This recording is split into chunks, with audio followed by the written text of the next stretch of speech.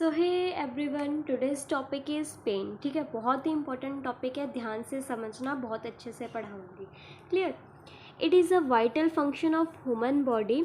ठीक है, पेन कहाँ कहाँ पे प्रेजेंट होती है? स्किन में, विसरल ऑर्गन्स में, मसल्स में, हमारे जॉइंट्स में हो सकती है। क्लियर है। तो देखो, जो पेन है उसमें फाइबर्स पाए जाते हैं, मतलब कि फाइबर्स की वजह से होती है सी फाइबर और ए डेल्टा फाइबर। क्लियर है। जो सी फाइबर है that is non myelinated nerve fibre, that is non myelinated nerve fibre. ठीक है। और जो ए डेल्टा फाइबर है वो है माइलिनेटेड नर्व फाइबर्स। क्लियर है।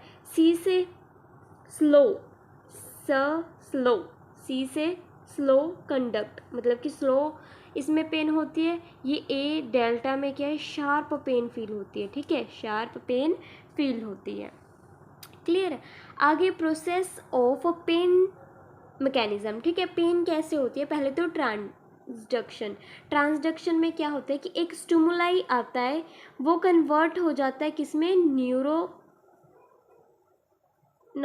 एक्शन पोटेंशियल में। क्लियर है। क्या है कि मैकेनिकल और केमिकल थर्मल स्टिमुलाई आएगा, वो न्यूरल एक्शन पोटेंशियल में कन्वर्ट हो जाएगा। The pain produced by the activation of peripheral nociceptors, ठीक है, is called nociceptive pain. Clear है। देखो, जो पेन अराइज होती है ना नोसिसेप्टिक रिसेप्टर की वजह से, उसको बोलते हैं neuropathic pain, that is called neuropathic pain. Neuropathic की पेन की एग्जांपल है फैंटम लिम्ब। क्लियर है।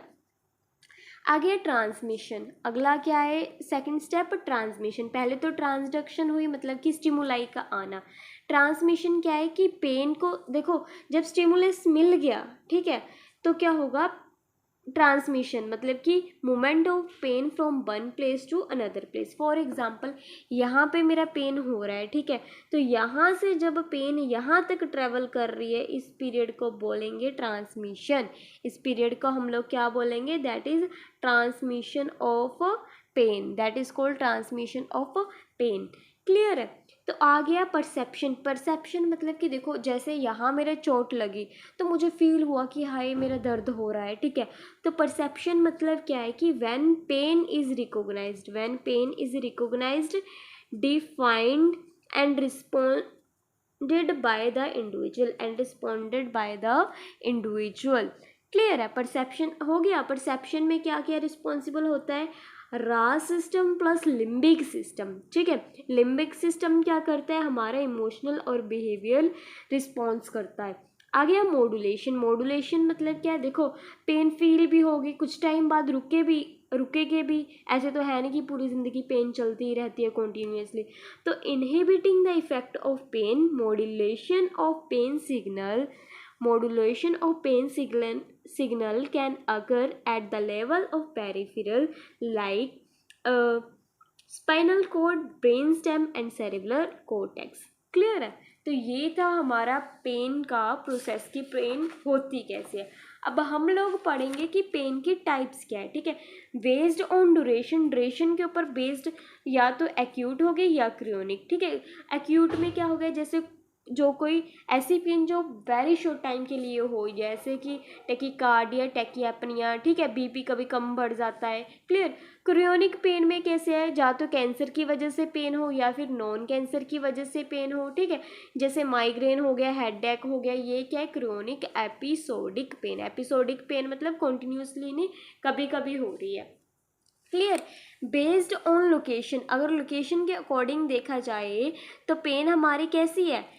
एक तो रेफर्ड मतलब कि देखो, एक्चुअल में दर्द हो तो दिल में रहा है, लेकिन वो फील कहाँ पे हो रहा है? आर्म पे फील हो रहा है। क्लियर है। या फिर रेडिएटिंग। रेडिएटिंग पेन का मतलब है ट्रेवल फ्रॉम वन पार्ट से अनदर पार्ट। सपोज यहाँ पे पेन हो रही है बट यहाँ से ट्रेवल होके कहीं और जा रही है, that is radiating pain. Clear है। बेस्ड ऑन इंटेंसिटी के अकॉर्डिंग देखा जाए, माइल्ड पेन मतलब थोड़ी सी कम पेन है, मॉडरेट पेन मतलब बहुत थोड़ी सी ज़्यादा पेन, सीवियर मतलब बहुत ही ज़्यादा पेन जो कि कंट्रोल में ना हो। माइल्ड को हम लोग स्केलिंग के अकॉर्डिंग देखें तो 1 से 3 नंबर से काउंट करेंगे, moderate 4 to 6 and severe 7 to 10 ठीक है। बेस्ड ऑन इटियोलॉजी में नोसिसेप्टिक पेन आएगा और न्यूरोपैथिक पेन आएगा, नोसिसेप्टिक पेन और न्यूरोपैथिक पेन, ठीक है। नोसिसेप्टिक पेन में आएगा somatic pain and visceral pain. Clear है। सोमैटिक पेन किस में आएगा, स्किन में, मसल्स में, कनेक्टिव टिश्यू में। न्यूरोपैथिक पेन जो हमें फेंटोन लिम्ब में, डायबिटीज, पेरिफेरल न्यूरोपैथी में देखने को मिलेगी। आगे देखो, वेरी इंपॉर्टेंट, पेन की हम असेसमेंट कैसे करेंगे, ठीक है।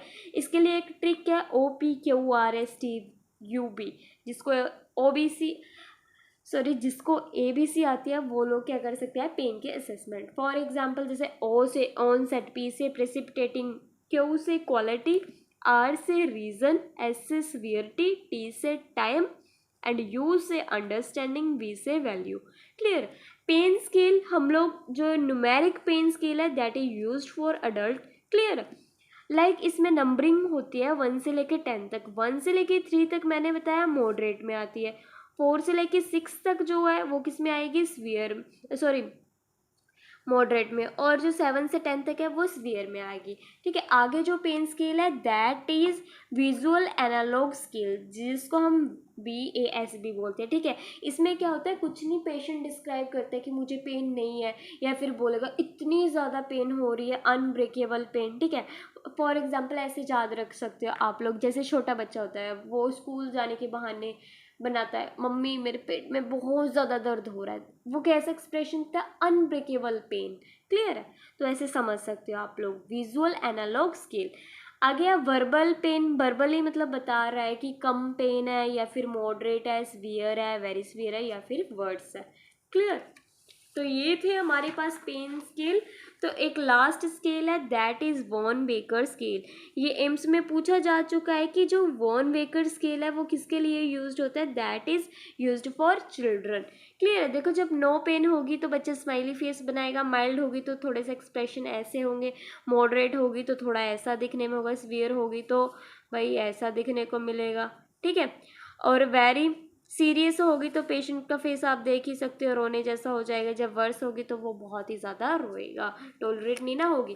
आगे है फ्लैग स्केल, मतलब फ्लैग का फेस, लेग्स, ठीक है। A से एक्टिविटी, C से क्राई, C से कंसोलेबिलिटी, ठीक है। ये किससे के लिए यूज़ किया जाता है, अबव 3 years, ठीक है। Face, legs, activity, cry, consolability. तो ये था हमारे पास pain. Clear. I hope you understand. Thank you. Thank you so much for watching. Please subscribe my channel. Don't forget to like, share.